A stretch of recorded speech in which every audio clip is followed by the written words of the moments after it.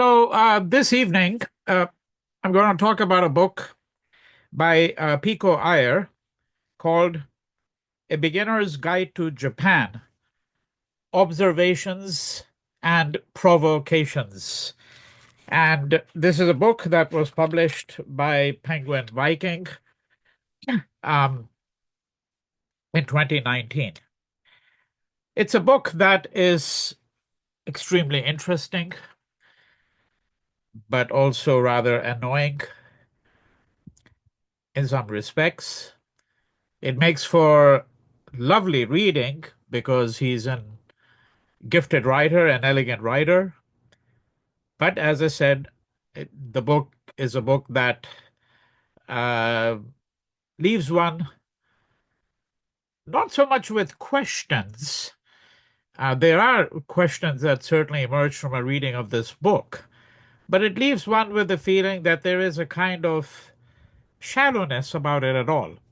And of course, then some of you might ask reasonably, then why am I really doing a book talk on it? And I am, because I think that this book exemplifies a lot of the kinds of feelings that people have, especially in the West, about Japan.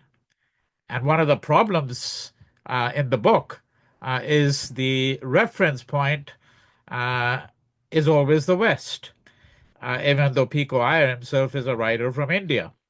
And we'll see why this might be an issue. But when I say that it's worth reading, it's not only because he's an elegant and gifted writer, he is a thoughtful writer, but the book suggests some of the problems when one descends into speaking in aphorisms. Now, if a person is an oracle or would like to be an oracle, perhaps they should straight away let it be known that the book is really a book which is intended to work much like oracular pronouncements, which seem very definitive and seem prophetic. And yet, as I said, there are a number of difficulties that this book poses because it's a book that really traverses a terrain that many people have attempted to deal with. And I'm yet another one of these persons who's attempting to deal with it in my talk about this book. I do recommend, more so than with other talks, that people listen to the very end because just some of the quotations and the aphorisms are really quite wonderful.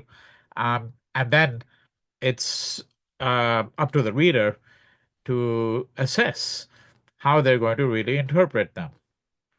So Pico Iyer is someone whom I heard of, uh, I think about 4 decades ago. He wrote a book called Video Nights in Kathmandu. So it was a travelogue, and I don't recall much of the book, to be quite honest. I mean, I read parts of it, I know, but that's how he first came to my attention. His writings have been available in lots of different journals. I believe he's written for the New Yorker as well. And he's a prolific writer. He's been living in Japan. He's married for several decades. He's married to a Japanese woman. And he's also the son of Raghavan Iyer, who wrote one of the most extraordinary books on Gandhi um, back in the late 1960s, The Moral and Political Thought of Mahatma Gandhi. And Iyer then subsequently went on to do a fabulous 3 volume anthology of the moral and political writings of Gandhi, which is rather scarce. It's an extremely expensive set, cost several $100s, published by Oxford Clarendon Press sometime in the early 1990s, as I recall, which is when I had purchased it. Um, and there's lots of stories to be told about Raghavan Iyer too, because he was quite a scholar, lived in UC lived in Santa Barbara, taught at the University of California, Santa Barbara, where Pico Iyer, of course, spent some of his years with his father and his mother, who also taught, Nandini Iyer, who also taught at the University of California, Santa Barbara. And Raghavan Iyer had a legendary library that was burned to the ground. That's yet another story. All right, so let's get on with the book now. Um, the table of contents of this book, uh, of course, gives a guide to how the book is divided. The sections are called on the streets, at the counter, in the temple, behind closed doors, out the window, on the horizon, and then it ends with a very brief a letter from a friend. The book is about 225, 230 pages. And um, if we lavish our attention just on the first few pages, and spend a little bit of time on it, we will get a very good flavor of this book, and also what, in my judgment, are some of the things that are its limitations, and perhaps some of the things that might even be annoying. They certainly were annoying to me. Pico Iyer has lived in Japan, as I said, for several decades now. He says that his command of Japanese is still not adequate, although he seldom speaks English in Japan. So he certainly knows enough, um, uh, but confesses that he's not really someone who is really, in some respects, at home in the language, if we may put it this way. Now, um, he says, bottom of page 3, much of this book may infuriate anyone who knows Japan. It infuriates me most of the time. Um, and that's, you would say, a candid confession. You could also say it's a little bit too clever because he's saying that, look, I mean, you're going to find it annoying. I find it annoying too. But the reason why he says you might find it annoying, the reader, and why he finds it annoying, well, that leads to yet more annoyance. Assertions in one section seem to contradict those in another, and what appears to belong in the temple appears in a section on the Love Hotel, and vice versa. A lot of what I ascribe to Japan clearly applies to much of East Asia. And some of what I see in Kyoto, you'd never find in more rural areas. So that is to say that, yes, uh, that what he's describing is not simply Japan. He is actually maybe describing the traditional culture or the streets or the experiences that he's familiar with from his life in Kyoto. And Kyoto, as we know, is the cultural center of Japan. The amount of mystification about Kyoto is enormous, right? And by mystification, I mean, of course, not just the conversation that one hears or anecdotes that one hears about geishas and the temples, but the Zen temples in particular, but the whole ambiance, the idea that this is the place where you go to meditate, where the essence of life can be revealed to you in one aphorism after another, and so on, right? Uh, then he says, no matter. These are simply provocations, opening lines designed to quicken you to better comebacks of your own. The opposite of a great truth, as is say in the temples of Kyoto, is also true. Uh, well, do they say it only in the great temples of Kyoto?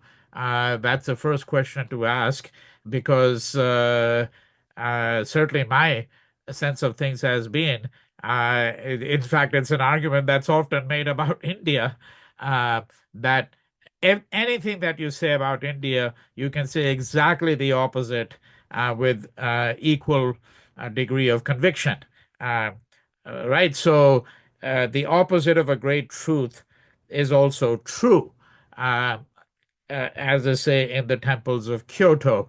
And I'm suggesting that uh, what he is already beginning to ascribe as a certain Japanese way of thinking, well, what is distinctly Japanese about it is not quite clear. The question is whether the book will make that clear. Uh, then in the last paragraph of that introduction, he says, I call this a beginner's guide, not only because it's aimed at beginners, but mostly because it's written by one. Being in Japan has taught me to say, I wonder more often than I think. Well, I think if one is a thoughtful person, one does wonder often, right?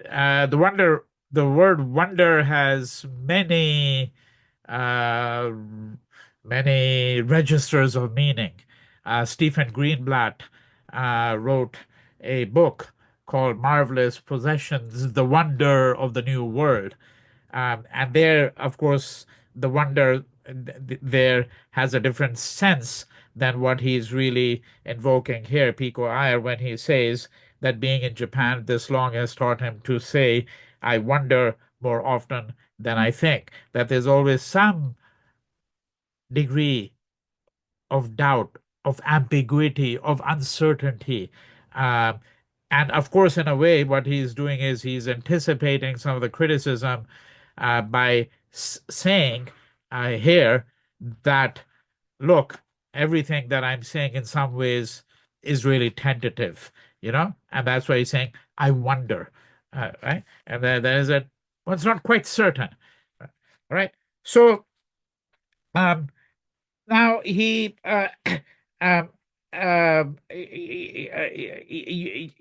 also, I should say, uh, has a epitaph, an aphorism, actually, from Simone Weil, which appears at the beginning of the book.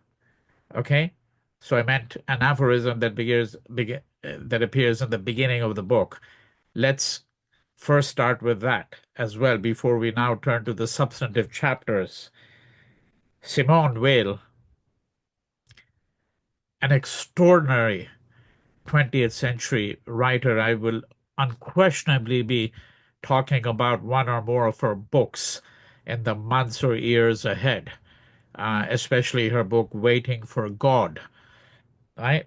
She said, and I quote from Pico Iyer, attention taken to its highest degree is the same thing as prayer. Attention taken to its highest degree is the same thing as prayer. And there are many ways, yet again, to think about attention, right? I will call to mind attentiveness, right? To pay attention to things, to be attentive to things, right? Attentiveness is unquestionably, I think, something that one finds in Japan. And I think that that's one of the reasons he began with this aphorism from Simone Weil. Attentiveness to the smallest details. And if his reference point is always the West, let me also introduce the reference point of India, because what I find most alarming about India, at least in the domain of aesthetics, and this domain of aesthetics has some relationship to other things in life, of course, is the sheer lack of attentiveness that we find today in India when we look at the kind of work that is being done, right? When we look at the crafts, when we look at a product, when we look at how a room is being cleaned, right? When we look at how, when workmen finish something, the debris that they leave behind, and even when they think they've done a really good job in cleaning up, that's seldom the case. right? Japan is the sheer embodiment of attentiveness in almost every way that one can think of, particularly when it comes to attentiveness to the smallest details of life, where one places one's slippers in a home, okay? Right, the manner in which a toilet is designed,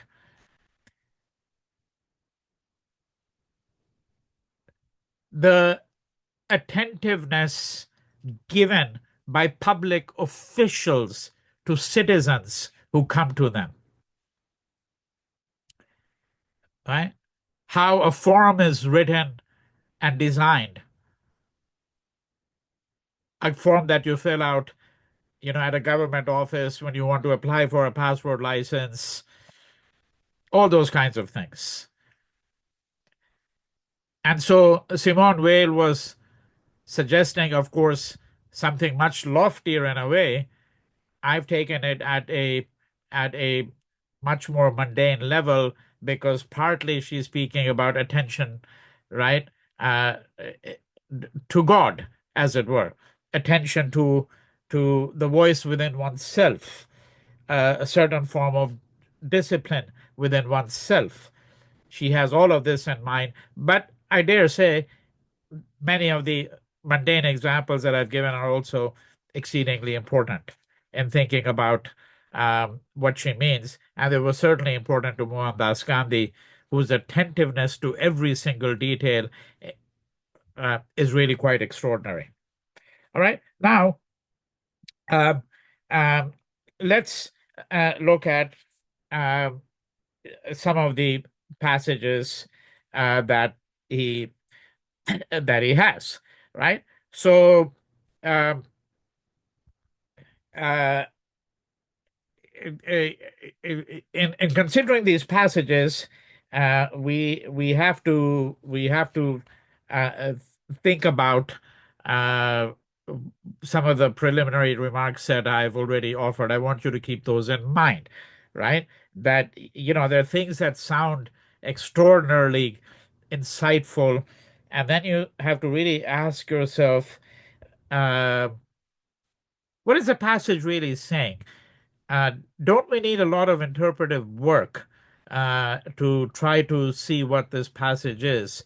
And then, if this is a beginner's guide to Japan, of course, one is not expecting a guide about how to, um, navigate the train system in the country or in Tokyo, right? Or how to use a vending machine, uh, because Japanese vending machines are completely out of this world. They're on a level that very few people can think of in many other countries, um, and so forth and so on.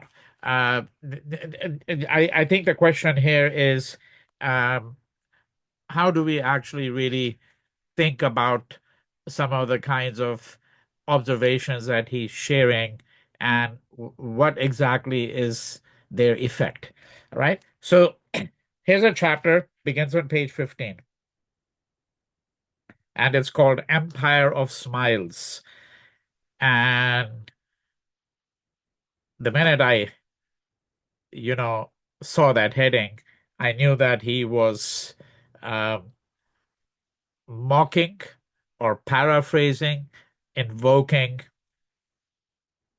another famous book on Japan, right? And that book is this book right here by Roland Barthes, Empire of Science, right? Roland Barthes was, of course, a French intellectual, famously associated um, with the um, semiotics, with structuralism, and uh, again, a writer who was extremely prolific.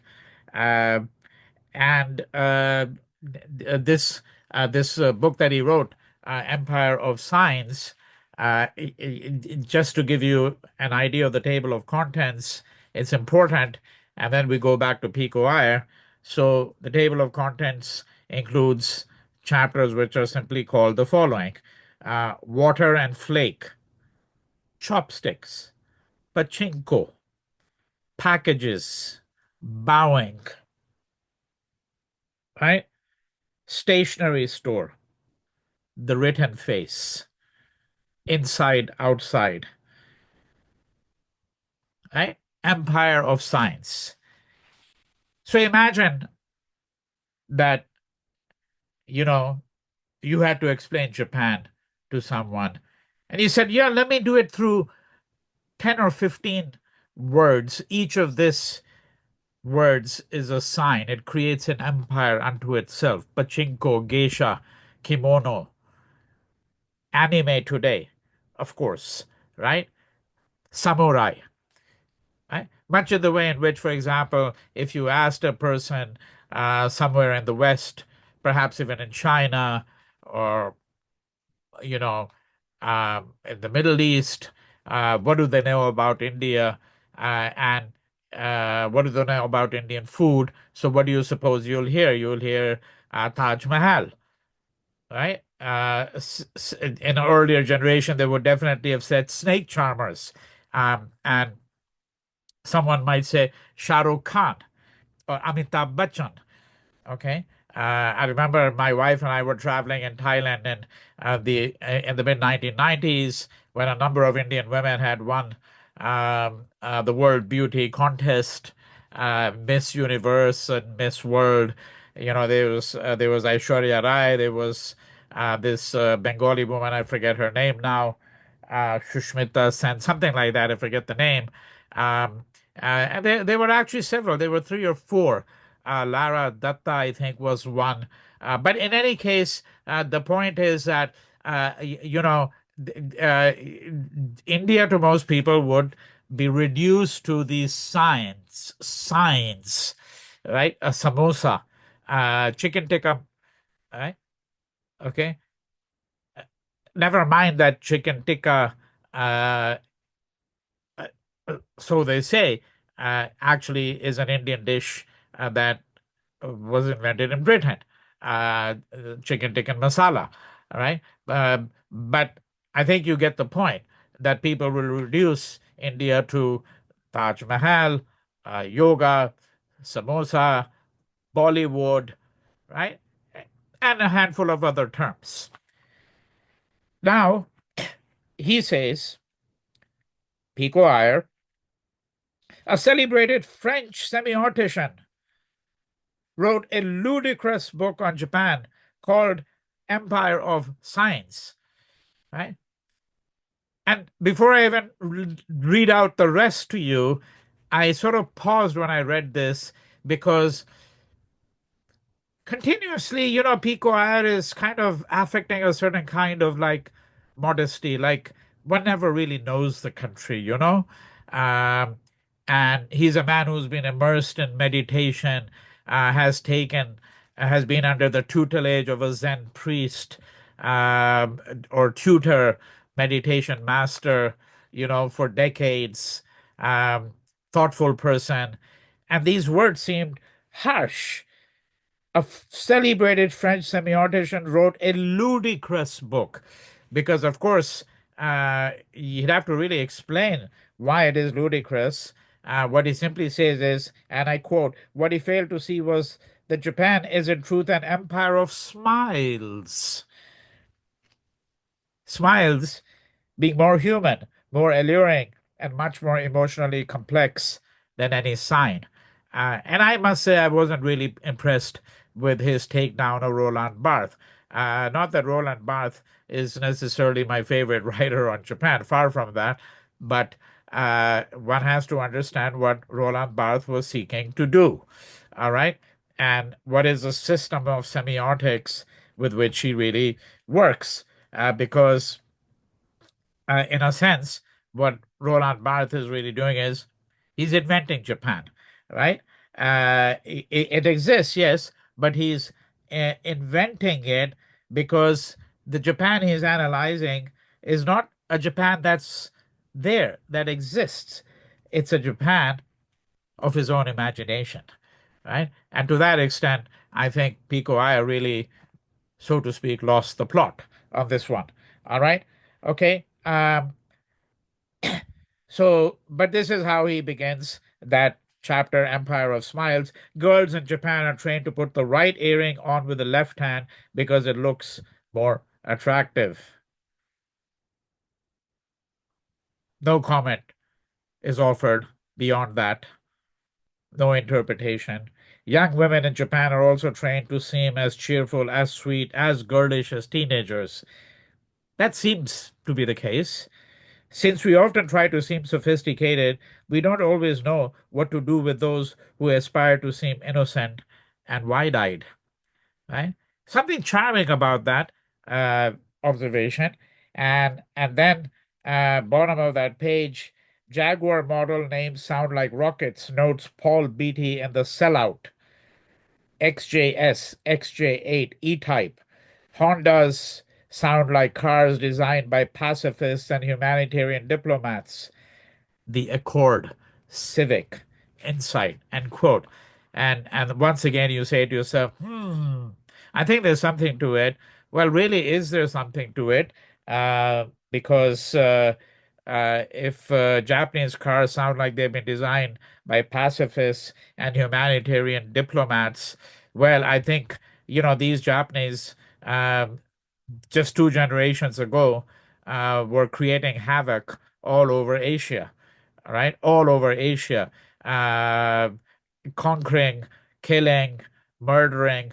Um, so the fact that they named their cars Civic and Accord, um, well, perhaps this is an attempt at repentance, maybe then, right? The question is whether it's really something, these names that exemplify gentleness and diplomacy, um, right? Or whether there's something else going on here, or whether it's just plain old marketing, actually, right?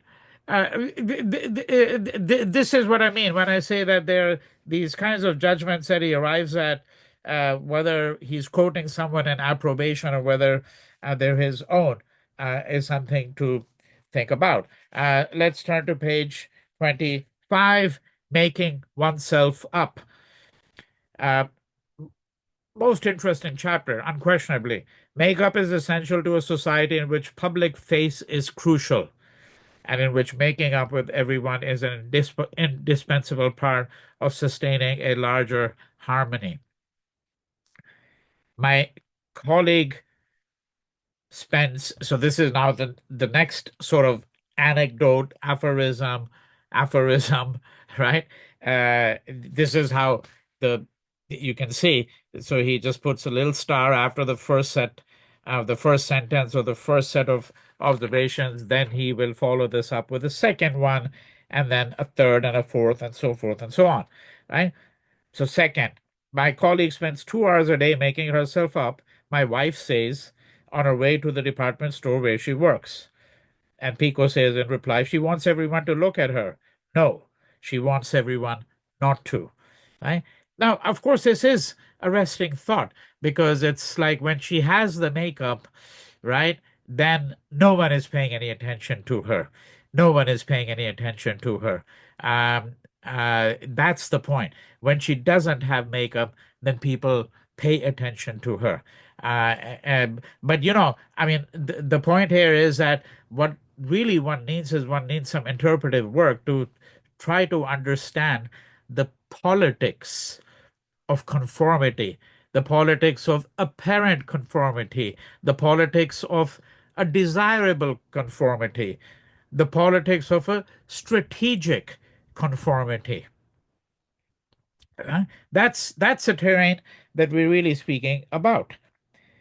And then, um, third, Hiroko will spend 20 minutes hastily applying makeup just to go to the grocery store around the corner. That's his wife. But when even the most elegant visitor comes to her flat, she thinks nothing of running around with no makeup and t-shirt and jeans. And of course, this is the inside outside, that when you go outside, well, there's a public face that you present, right? So the question then is every Japanese have a persona that is very different outside the home than what they have inside the home? And could we say then to that extent that every Japanese outside is an actor, right? Can we push the argument further, right? Fourth observation here. The Japanese famously have separate words for the self inside the home and the one that's outside on the streets. Two different selves. But what is less often noticed is that many spaces are a kind of transit zone, effectively public sites turned into private thoroughfares. And this is really a question about how does one actually maintain a kind of privacy in an entirely public sphere, right? How does one become solitary amidst a crowd? Right? There are different languages in which one can paraphrase some of the kinds of ideas here, but we have to think about the self within, the self without. We have to think of the inside, the outside, the complementariness of the home and the world, the public, the private, right? There are different languages in which one can attempt to really try to work it out. Um, Everybody wants to look their best, advises the notice in a Brooklyn subway car, filthy with trash and smeared with a graffiti, but it's a subway car, not a restroom. End quote. In Japan, however, the subway car really is a public convenience that serves, since everyone contrives not to look at everyone else as a private antechamber. Notice here, the reference point here is Brooklyn. And then in the following observation, it begins the New York subway, however, quixotically bans clipping and primping, etc., etc. Here again, the reference point is New York, right? Throughout the book, on the following page, and I'm going to look at this one here for a moment, this observation here, all right? Um, Bottom of page 7. When Ansel Adams took pictures of Japanese internees in Californian concentration camps during World War II, his subjects were so determined to offer bright smiles, empire of smiles. His subjects were so determined to offer bright smiles and to project a hopeful confidence to the world that the photographer was criticized for falsifying the truth, right? So before we think about analyzing it just for a moment, right? Uh, let's recall what I'd said before. The reference point, whenever there's a comparison, is almost invariably the United States. Why the United States? Right? Or maybe once in a rare while somewhere else in England or Europe, but it's usually, especially the US. Now, I think that that's a problem with this book. I mean, you could say that it's written for an American audience. There's nothing in the title, nothing in what he says as such, which would suggest that that's the limit, that book is designed for an American audience. And no, I don't think it is. I think the problem here is simply that this is yet another illustration of the particular way in which the U.S. has come to monopolize the imagination of a writer who imagines he's really writing a book on Japan only, right?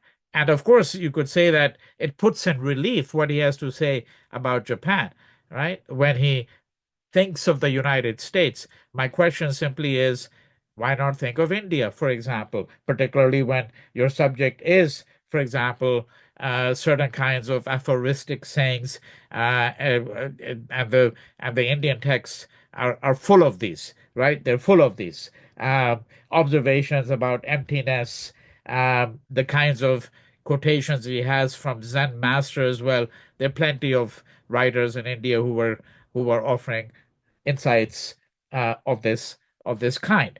But let's to go back to this particular passage, um, and I'm going to wind up in about 5 to 7 minutes because I think I would have conveyed enough of the flavor of this book and conveyed some of the kinds of observations that Pico Iyer wants to share about Japan.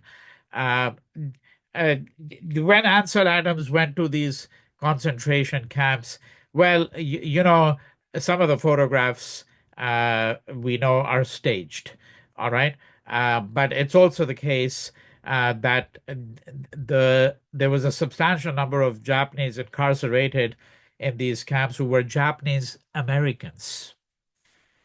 Japanese Americans. In fact, the majority of them were Japanese Americans. And these same Japanese Americans, uh, there were even young men among the Japanese Americans who actually served in World War II, right? Now, if they can serve in World War II, they can certainly put on some smiles at a concentration camp, right? What I'm trying to suggest here is this, that we would again have to understand this empire of smiles uh, is not, it seems to me, a very insightful way of really thinking. Okay, it's almost cliched, it's stereotypical in some ways. Uh, Pico Iyer is almost inviting us to think about Hello Kitty, right? When he's talking about this empire of smiles, and uh, uh, we have to understand that the Japanese Americans who were incarcerated there were trying to put on the best possible face that they could. Uh, they wanted to suggest that as American patriots, they still stood behind the country even though grievous harm had been done to them, right? When the entire book is a series of more or less observations, or really aphorisms cast as observations, right? And Pico Ayers leaves all the interpretive work to you because, after all, it is a beginner's guide. But then I think it opens him up to the risk, as I said, of being shallow or being extremely annoying at times, because one wonders how much of Japan he really understands. And it's not sufficient for him to say that, look, I wonder, you know, and that I'm not sure I know much about Japan to begin with, right? Now, he's also quotes Oscar Wilde quite often. And it struck me why he quotes Oscar Wilde, because, of course, Oscar Wilde was a master of the aphorism, particularly that aphorism which was always a paradox, something impossible, uh, right? Uh, um, he begins page 51. This section is called The Advanced Guide to Japan. And but one day I was browsing through Oscar Wilde and I found the line, the true mystery of the world is the visible, not the invisible, right? Uh, well, yes, I mean, that is certainly the case. There are things that are transparent, they're before our eyes, and they're completely, utterly incomprehensible. One of my favorite quotations, particularly because I've written about the politics of statuary, right? Public statues, is a quotation by Robert Musil, where he said that the most astonishing thing about these monuments and these statues is how invisible they are. Right? I mean, it's like you walk by the same statue every day for 50 years of your life, and often you have no idea. Uh, uh, whose statue it is. It's almost like you're not even aware that there's a statue there, right? I think that was one of the reasons why Mayavati and some others in India have built gigantic statues, right? So that one shouldn't be able to engage in the politics, so to speak, of the visible. That becomes invisible to you. They want to make sure that what is visible remains visible to you, right? So he begins the invocation of Oscar Wilde over here, but then talks about the interest that the Japanese had in Oscar Wilde, right? So, bottom of page 51, and as soon as Wilde began bringing Japanese principles into the West, Japan began turning with reverence to Oscar Wilde.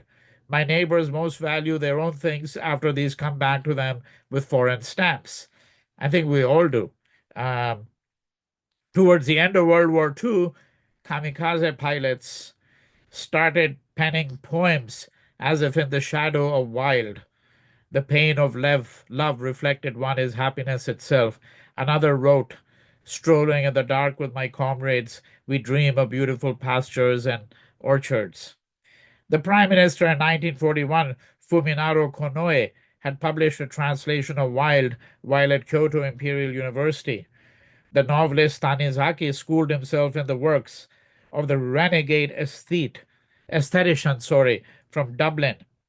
Soon after the war, Japan's most assertive novelist Yukio Mishima published a book whose title, Confessions of a Mask, was pure Wilde, as were its sentiments. Quote, "It is precisely what people regard as my true self that is a masquerade," end quote. Right? Now, well, yes, it's very interesting. I think that this is something that a scholar could look at, this kind of interculturality, the Japanese engagement with Oscar Wilde and uh, the English engagement with Japan. All right. Or Oscar Wilde's engagement with Japan. Um, and yes, the onus of Oscar Wilde of Pico Iyer is not to give us a scholarly account of all of this, but my suspicion is that it is really Pico Iyer who's more interested in Oscar Wilde precisely because of these kinds of paradoxes um, and aphorisms in which Oscar Wilde absolutely reveled, right? So, for example, and here I quote page 53, uh, right? One quotation after another, right? From Oscar Wilde. "I adore simple pleasures," he observes in the picture of Dorian Gray. "They are the last refuge of the complex," right? "I adore simple pleasures. They are the last refuge of the complex." I remember when I was very young, I read Oscar Wilde actually uh, when I was ill with jaundice. I was 15 years old. I was in bed for about a month in Delhi. And there are two English writers whom I read, and I copied copious passages on blank sheets of paper from Oscar Wilde and Rider Haggard, particularly his novel She, right? And I read The Importance of Being Earnest, The Picture of Dorian Gray, right? And as I said, I was very attracted to Oscar Wilde. I think those who are interested in Oscar Wilde, I think, fall into several categories. Those who love aphorisms, those who love the playfulness, right? Without really serious probing the playfulness either, right? The playfulness of these paradoxes. And those who are, frankly, a little juvenile. Let's be quite candid about it. When one's young, one loves these kinds of things. If that is, one has something of an appetite for books and for ideas and so on. Some things are more precious. It's asserted in the same text because they don't last long.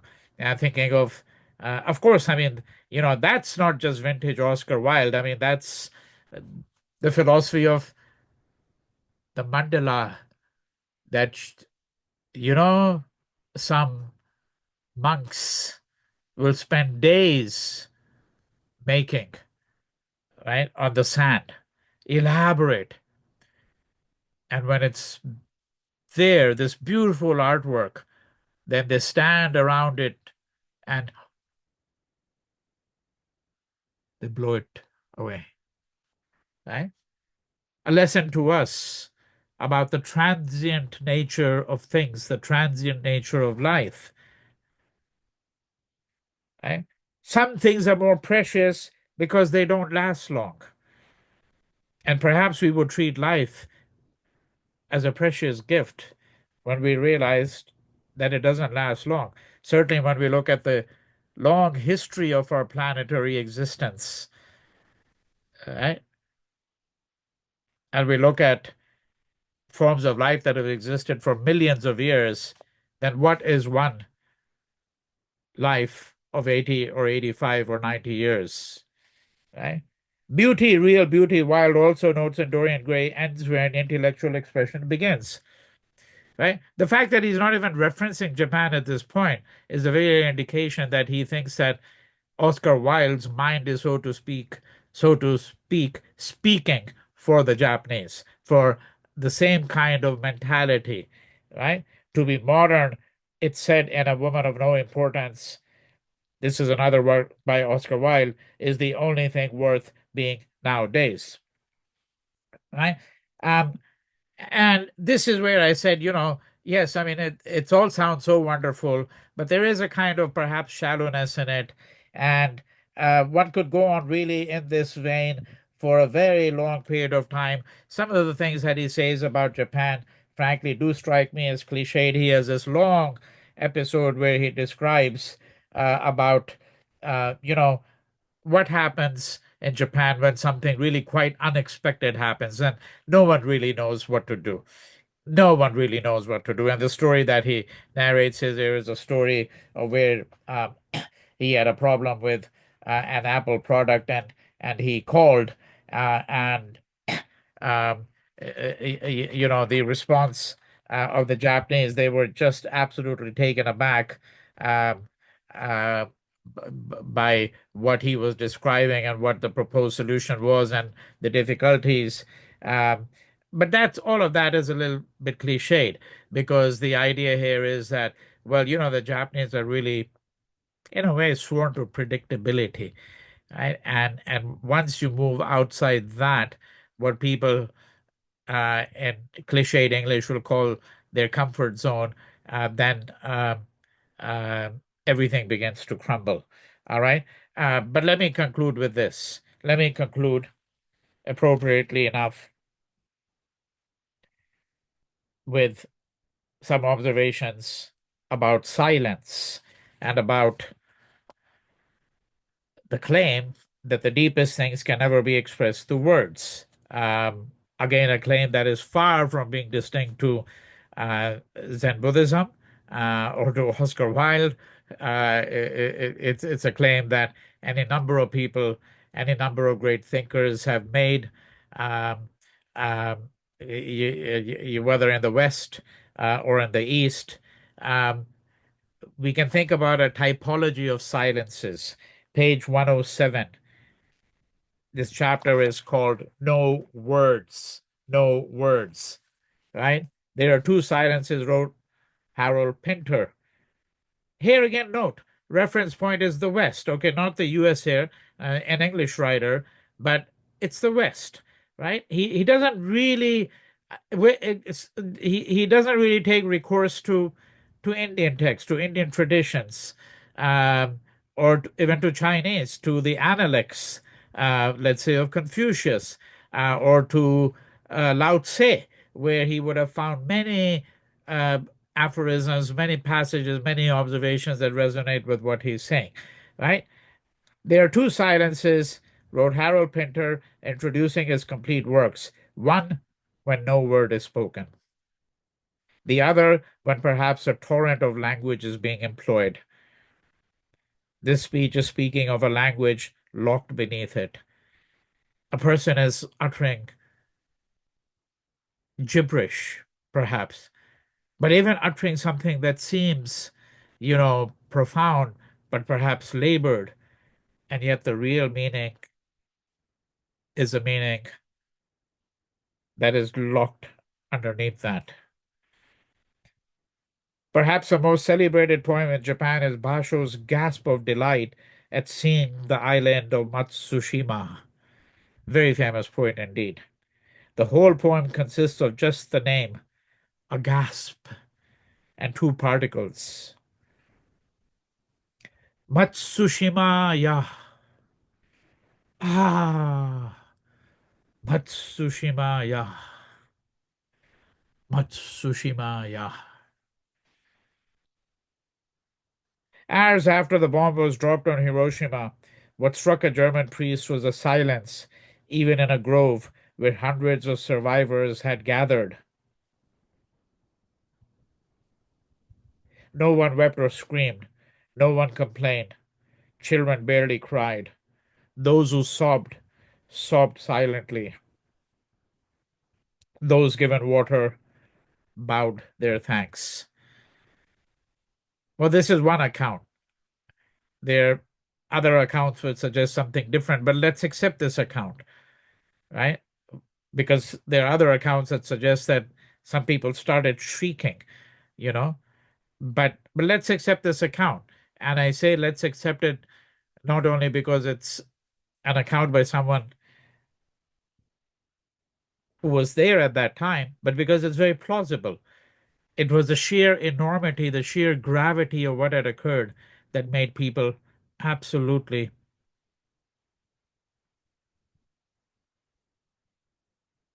speechless. Speechless, right? Silence, no words, no word, wrote Japan's Nobel Prize winning novelist Yasunari Kawabata, can say as much as silence. Let us recall, friends, that Mohandas Gandhi observed 1 day of silence every week. And I urge all of those who, if you are listening to this in India, at whatever point you listen to it, take a trip to Ahmedabad and to go to Gujarat Vidyapeeth 1 day. And there is a room there called the Silence Room, where Gandhi sat in absolute, utter silence for nearly a month.